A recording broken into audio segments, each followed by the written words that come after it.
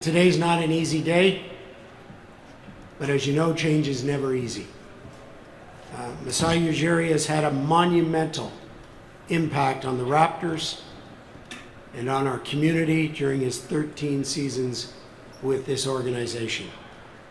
His legacy will be indelibly etched in our city in perpetuity based on him playing such a significant role in bringing the 2019 NBA championship to our city, and also how he transformed our brand and worked through the Raptors to create a connection with so many fans in Toronto.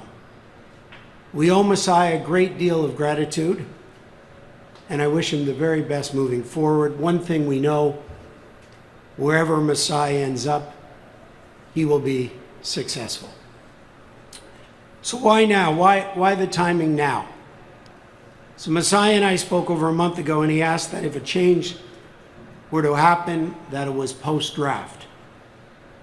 And that made the most sense. Not to disrupt the draft process.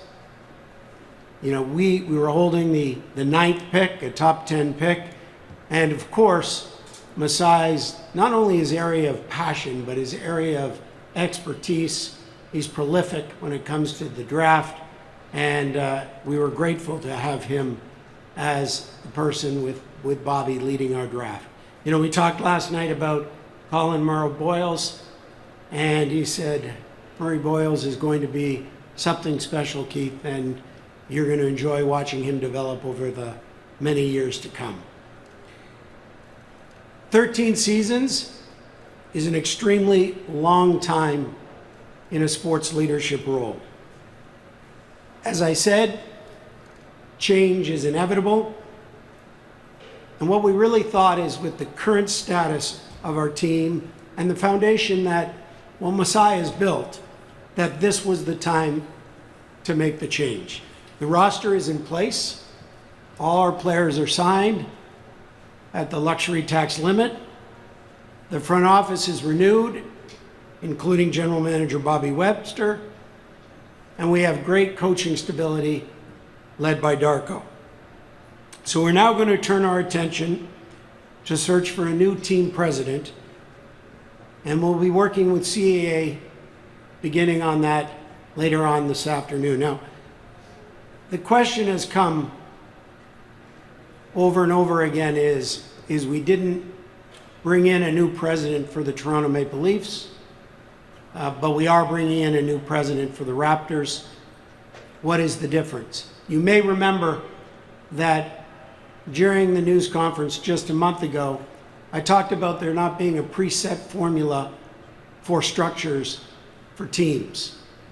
Different teams have different structures, different needs, and they're in different areas of their evolution.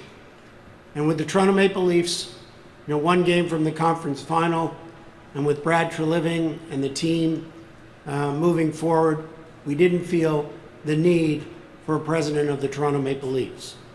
With the evolution of where the Toronto Raptors are in the middle of a rebuild, we felt that we needed to bring in a president. And as a result, we will start that search immediately, as I mentioned.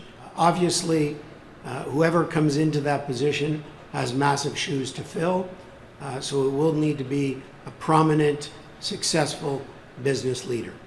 Masai had a year left on his contract, and I'm just wondering, was there a financial implication here, why it needed to be done? Well, I think there are major factors that go into a decision at this large, but the primary reason in this case was the situation and where we currently are in basketball operations. As I talked about, the stability with our roster, the stability with our front office, and the stability with our coaching staff.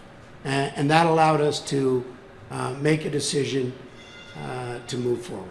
Will Bobby be considered for the president job? And if it's not an internal candidate, how appealing will the job be, do you think, for an external candidate with a general manager and a leadership team already in place and extended?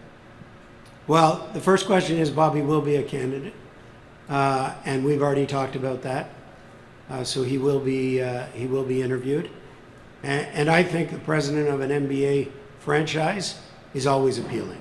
So I don't think that we will have any challenges whatsoever finding a strong, prominent businessman with an in-depth background in basketball operations. So I would say to the fans that we will find somebody that unequivocally will have the passion to bring another NBA championship to this city.